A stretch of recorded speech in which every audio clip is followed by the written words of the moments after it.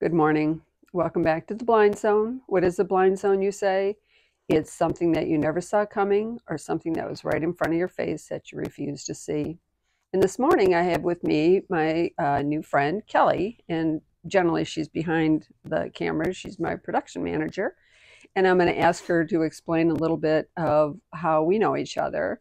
And then today's topic is the spirituality of Alcoholics Anonymous. And we're going to be discussing 4 questions. Basically, we're going to go over a broad overview of how Alcoholics Anonymous started, what their cornerstones are, the spirituality of Alcoholics Anonymous, and what happens if you don't believe in a higher power. How does that affect Alcoholics Anonymous?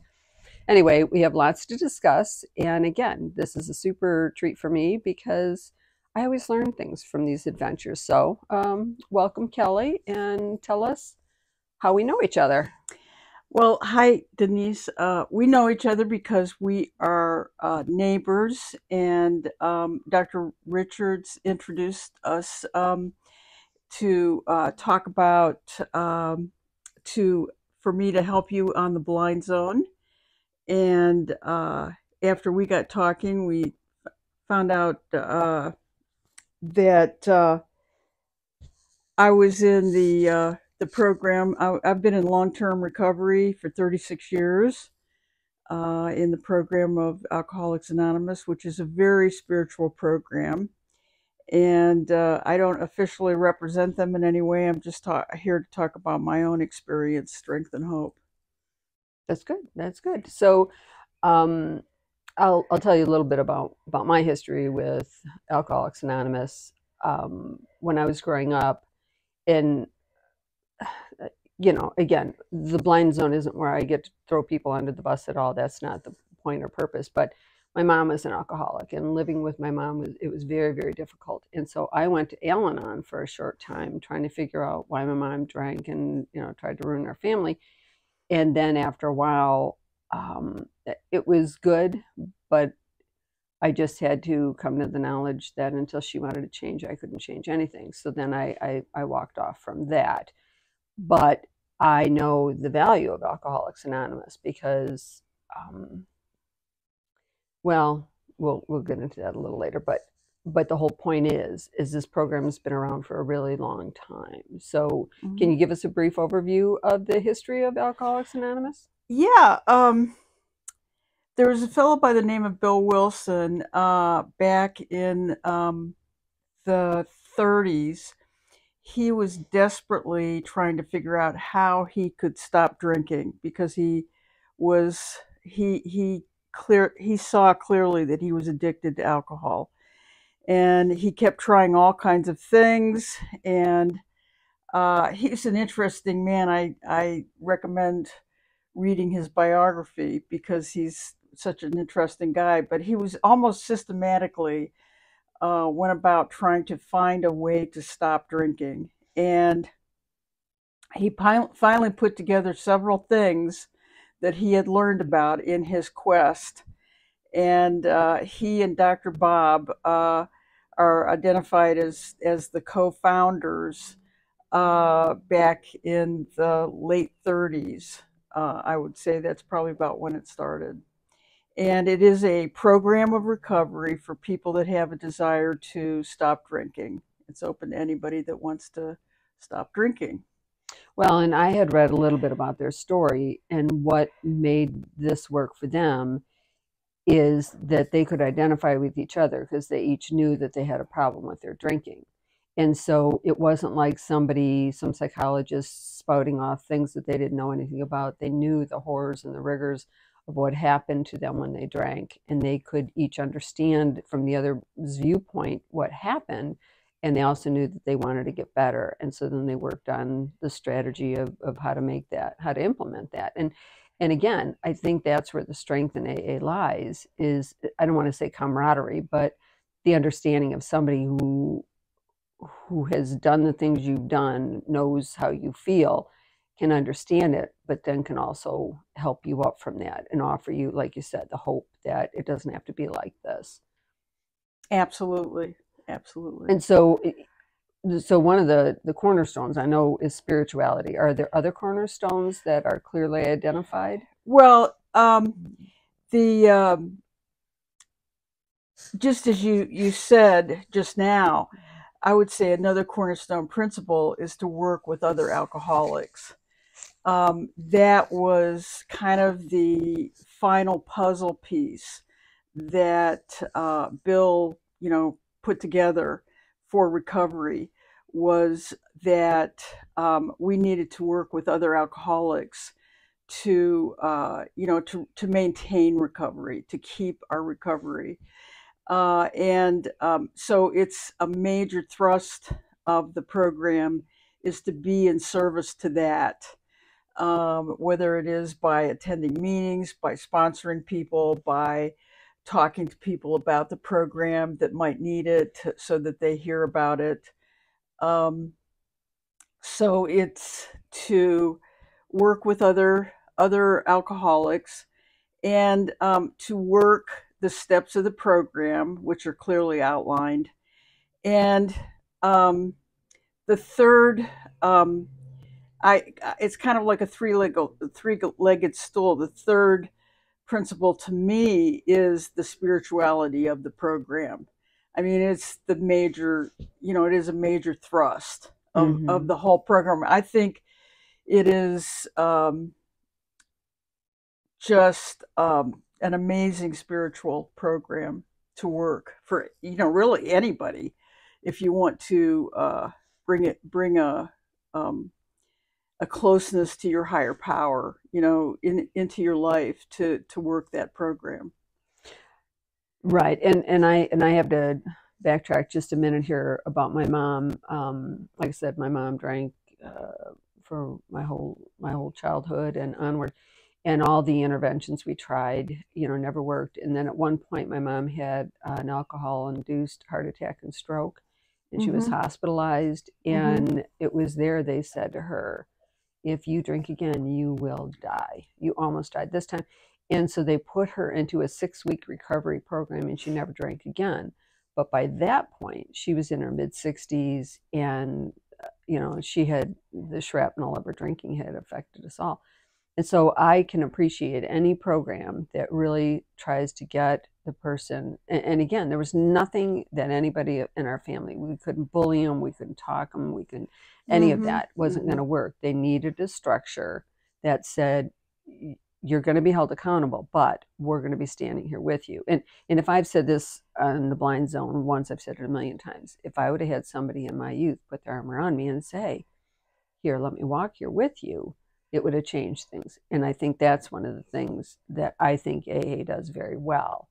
They say, I've been there, done that, but I'm going to help you out of it because I've also been there and done that. And it's not a try harder, do better, pull, we're going to slap you when, you don't get it right. So that to me is, like you said, the three prongs. Absolutely. And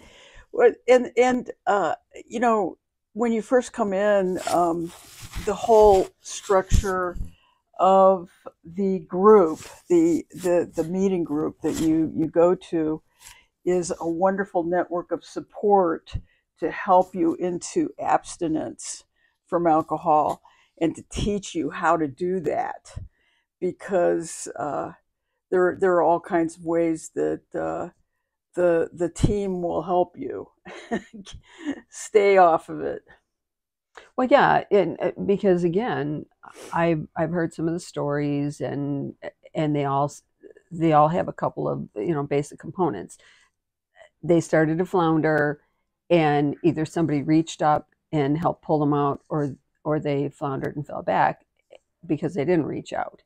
And so there's some real aspects of that. So how do you see the spirituality component come into this? Well, for me, it's everything in the program, because the way that I came to it, I was, as they say, bottoming out alcoholically, where I was in a great deal of mental pain from this addiction. And one day I was looking out the window. It was wintertime. It was rainy. It was like an icy rain. And I felt like my insides were just like the outsides. And I just spontaneously prayed, God help me. And it was from that moment that it seemed like the universe converged and all of the things came together for me to get me to an AA meeting and to begin my recovery from that very first meeting that I went to. So I felt like it was my higher power at work immediately when I asked for help. And the program itself is about connecting with that higher power. Um, for example, I mean, after you get there and you admit you were powerless over alcohol, you realize, okay, this is what's messing up my life. The next thing came to believe that a power greater than myself can restore me. And so it's about, thinking about a higher power at work in your life, and then you turn it over to that higher power. And so that's letting go and letting God, right? So then, every step of the way in the program is an aspect of letting your higher power, whatever that concept is for you, to work in your life, and to remember to let it work in your life, because we constantly forget to let it work in our lives. We constantly try to take over for our higher power, right? We want to try to do it all ourselves and forget to leave our higher power in charge and let our higher power do those hard things through us that we cannot do for ourselves. And it's also learning to think about working for God's will in our life rather than our own will in our life. Usually we're pretty self-centered and completely egotistical, especially active alcoholics. And so it's about learning a new way of approaching life and thinking about, instead of what is my will, what is God's will in this case? What is my higher power's will for the situation, whatever that situation might be? And so stopping and thinking about that, and uh, letting that operate in our lives. And then there are other things in the program to help you, really what we call clean house. Like we, take an inventory of all the things like what are our character defects? What is fear driving us in our life? What are all those things that are causing us issues? And then we get together with somebody and talk about all those things with another person. And I know when I did that, I just felt like, this relief that I shared things with another person, in this case my sponsor, that I had never shared with anyone before. And then we identify things that we want to let go of, like that are character defects. Maybe we discover when we do our inventory that we're dishonest, that we want to let go of that characteristic. And the spiritual aspect is that we ask God to relieve us of those defects, to take away those defects of character. Well, because something you had said, you said it, you described it, an alcoholic, but I think a lot of people, they let their flesh dictate, because I hear this all the time too. Well, it was just one drink.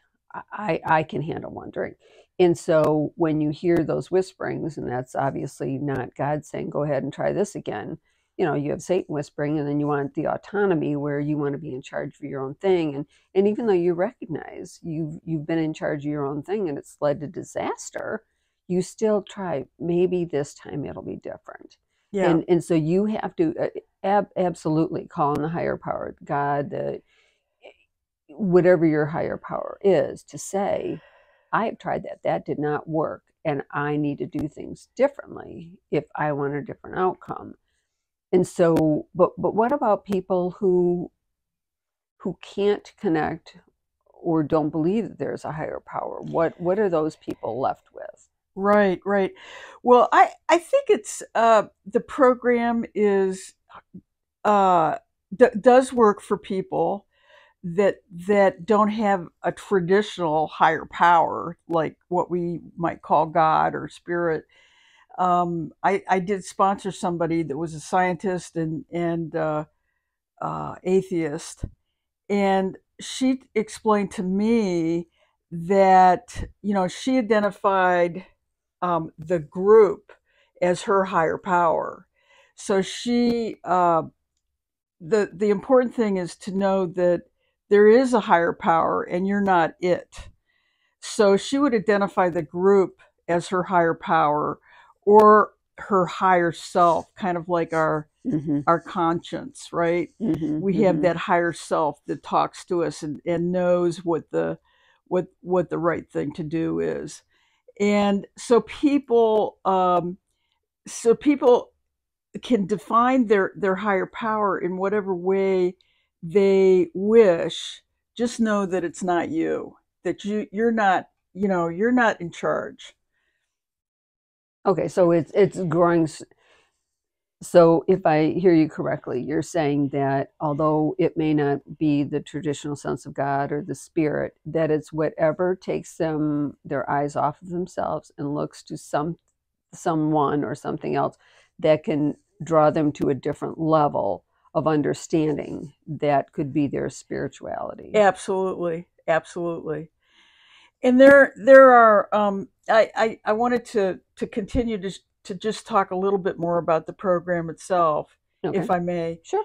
Um, there are other parts of the program where you make amends to people that you had harmed in the course of your active alcoholism, another house cleaning item. And then there is a whole part of the program where you are deepening your connection with that higher power, whatever that is in your mind. And a lot of people describe it as prayer and meditation.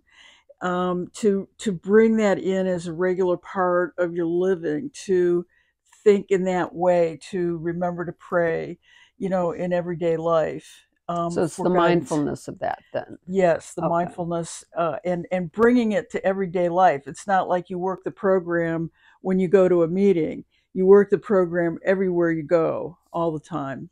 So it's in other words, that's a lot like Christianity, that you can't go on Sunday morning and figure you're good to go until the next Sunday and then forget about it for the 6 days in between. This is, and because alcohol is an everyday event, if you would let it, Hmm. recovering from it is the same process where every day you can't let it be the thing that you have to overcome that daily.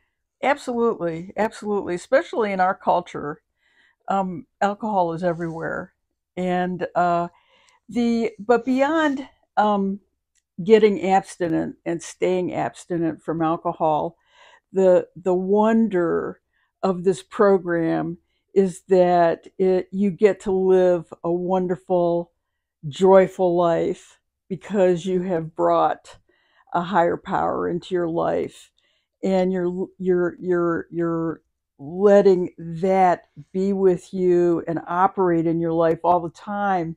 Life gets a lot more fun. It's kind of like it went from black and white to technicolor when I went from active alcoholism to recovery. And you start to enjoy things you would never think you would enjoy. And because, first of all, you're not obsessed with alcohol, you can now become obsessed and enjoy other things in life. So how long had you been drinking before you came to the realization you needed to stop? Well, I was drinking for 15 years, and I kind of say that my brother and sister did a lot of bottoming out for me. I come from an active alcoholic family. I mean, the whole family, and including my brother and sister that were, really having horrible time of it. And I could see that I was, following their footsteps. And so I feel very grateful that, I was able to get into recovery after 15 years of drinking, and now I've been sober for 36 years. So the program works if you work it, but you got to work it every day. Well, that's true. It's like Christianity. If you just, if you want the essence of Christianity, you just hit the high points. You're never going to get everything that you have available to you. Because I know in my own family, I used to tell my son this, that our family tree, the taproot, is in a whiskey barrel. There's alcoholics throughout the whole thing. I said, so you would do well not to drink at all, because I am an alcoholic. I did pick up where, my mother had left off, and that's really kind of ironic for me, because I watched her decimate our family. And then I just, but I started drinking as a teenager, and my parents, they saw that I was drinking and they never stopped it. And so that was always a marvel to me. And so I had bouts on and off of drinking. And then at one point, when my son was a little, he was not quite one, I looked over and I thought to myself, it was a really rough morning. And I thought, how early is it to have that glass of wine? And I was like, oh, no, you will not do that. So I got up and dumped the wine out, and I never drank again. And that was 36 years ago for me. Now, I didn't need to do the program, because what I then substituted for alcohol was sugar. And so then but I could eat sugar and black out just like I did with alcohol. So that's when I recognized that sugar was, and sugar's an honest substitute. People were like, that's really funny. She had a whole box of cookies. But to my system, it was just like alcohol. And so then so my higher power, when I was pleading with God to take the craving, because I could give up alcohol, that ended, because my drink of choice when I was drinking was gin, which I can't even smell 7-Up, because that smells just like gin. Yeah. But the point is, so when I switched from alcohol, which I gave up fairly cleanly, to sugar, that was a much harder thing for me to give up. Now I've been off sugar now for probably, I don't know, 5-10 years, but I don't do sugar at all, because I recognize the pitfall, just like, excuse me, people who go back to, I'll just have one drink. I can't have any sugar, Exactly. And so people will say, oh, you can have a cookie. And I'm like, you have no idea. Yeah. Because if I say, oh, Kelly's an alcoholic, would you like some wine? People would be like, how, that's just so awful. But we do it all the time. So it's in our own judgment of what we think other people is best for other people. Right. So getting back to Alcoholics Anonymous and the spirituality. So how many people have you sponsored? Over 36 years, I have no idea. I have lost count for how many, but they have been a gift to me. Every one of them. And it's amazing. In the program, people come from all walks of life. They come from the gutter, living in a box, to having millions of dollars in the bank. It is not a respecter of persons. It doesn't discriminate when it takes you out. That's right. And so it's been very interesting to meet so many people that I wouldn't have normally met. And whether they stay in the program or not is not up to me. I am just grateful for the reminder of what the program is, and it helps me work the program myself. And when you're 36 years sober, you get far away from how bad it felt when you were drinking.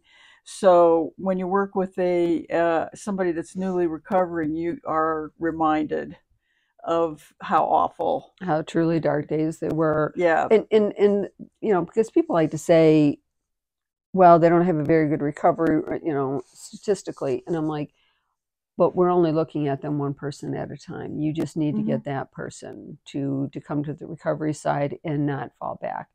Yeah. Because we Yeah. and this is, everybody has something, and Hmm. this is something that is more obvious, and you can tell when you're out of control. You know when people are drinking too much, because my husband, he could have a glass or two of wine and that was fine. But we had a hard and fast rule in my house. There was no alcohol in the house at all. There was Hmm. no alcohol allowed at all. And if we went out to dinner and he had a glass of wine, that was fine. But he was not an alcoholic. Hmm. But I couldn't have that. I couldn't even risk that in the house because, you know, I never knew, I think I would be okay, but why would I tempt myself with that? Uh-huh. Hmm. And so you don't look at the people who weren't successful, you look at the people who were, and then you try to just continue to encourage to the best of your ability how somebody else can be helped out of the disaster zone of drinking. Right. Right. I have read that A has a pretty good record for recovery. But I mean, I've seen, so many people come in and go out, but I will recall the time that here in Atlanta they had an AA convention, and it was held down at when the Georgia uh, Dome was still intact, and there were 60,000 recovering alcoholics there together.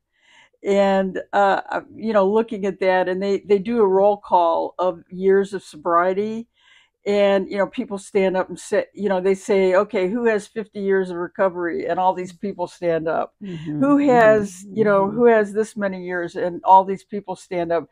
So it's kind of like, hey, there are people that have, successfully used this program, and used, hooked into a higher power to help them. Mm-hmm. Well, and again, once you get, like you and I both, 30 plus years away from it, you don't feel the sting of what it was like in the horrible, horrible days.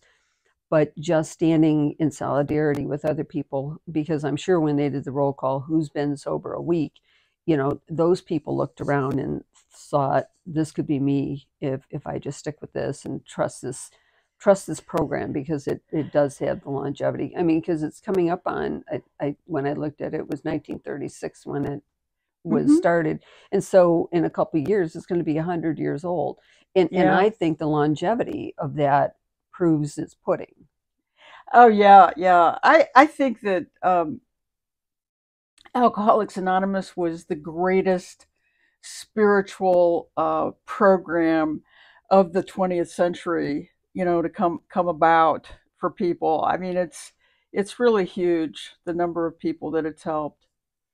I think so too, and again, it spawned a lot of other, not Alcoholics Anonymous, but NA, Narcotics Anonymous, or whatever those things are. And so it has a lot of spin-offs, but I agree with you. I think this was I don't know, the line in the sand, the Mm-hmm. the peg that held the people together, because I think during that time, I think prohibition was going on, and there was lots of Mm-hmm. alcohol related uh, disturbances going on, Mm-hmm. and this is Absolutely. this is a way of saying we see that and Mm-hmm. we want to fix that. And the fact, again, the two men who were raging alcoholics Mm-hmm. wanted their lives to be different, and they sought to fix a problem that society, for the most part, just winks at. It's just drinking, because I used to say, like you would see the beer commercials on TV, and they're all laughing around a bar, and they all hold up their, beer bottles and stuff. And I'm like, well, let's follow them for a few years. They don't show that Yeah. same person in the back alley where they're now, living in the Yeah. cardboard box. But it all looks like it's pleasant because Satan wants to imbibe you with that. He wants to tell you it's just one drink, it's just one, but if it gets under your skin and that becomes a truth, then it's just not one drink, it's a life wrecking event. Yeah, it sure is. So anything you want to add before we wrap this up? Because this has been super helpful for me, because the spirituality part of it, and again, when I gave up drinking, I didn't do the AA program. I had known about it, but I believe in it wholeheartedly, because I do know that a few people who have gone through it and swear that, it saved their lives, and I believe them. Absolutely. My brother and sister are now dead, so it will save lives, and they never, got into the program. And but did they ever quit drinking? No, okay. No. So the but I recommend it as a great program of spirituality for anyone that wants to, step up their spiritual life. And if you're wondering if you have a problem with alcohol, go to the website alcoholicsanonymous.com, and there are lots of resources there to help you figure it out. Oh, that's a really good point. I will say, my brother and sister, they never became alcoholics, but my mom's sister and her brother were. And but again, it's pervasive, it's everywhere, and some people get help, and the help changes their life, and some people don't, and they die in the disease. So I really appreciate your coming on today and talking through this process, because I think it's invaluable. Because for one, if you don't know where to go, you'll convince yourself you're the only one, and that your situation cannot be fixed. It cannot be changed, and that you're going to be like this for the rest of your days until you die. And that's just not a truth that you have to accept. That's right. There is hope for you. And it all does come, under the umbrella of the spirituality, and that the Spirit does want good for you. He does want things that are good and positive, and give you life and give it to you abundantly. And again, Satan wants to kill, steal, and destroy. And so when you're looking at that bottle and you say to yourself, who's speaking to me? Is it Satan telling me that, he wants to kill me? Or is it the Spirit saying, put the bottle down, I've got a better way for you? Anyway, well, this has been super fun for me, and it's a hard topic, but I appreciate you coming on. And absolutely, thank you for having me. And so next time, let's see who's coming up next on the hit parade. Well, I think it's going to be, I know who it is. It's going to be Dr. Richard Skin, and he's going to be coming on, and we're going to be talking about grieving or grief. And so that's going to be a great topic to dive into as well. In fact, I do these and I learn so much. And when I'm just me by myself, then those are things that I have to learn myself. So, but these things I get to show other people. Anyway, thank you again, Kelly. And we'll see you next week on The Blind Zone.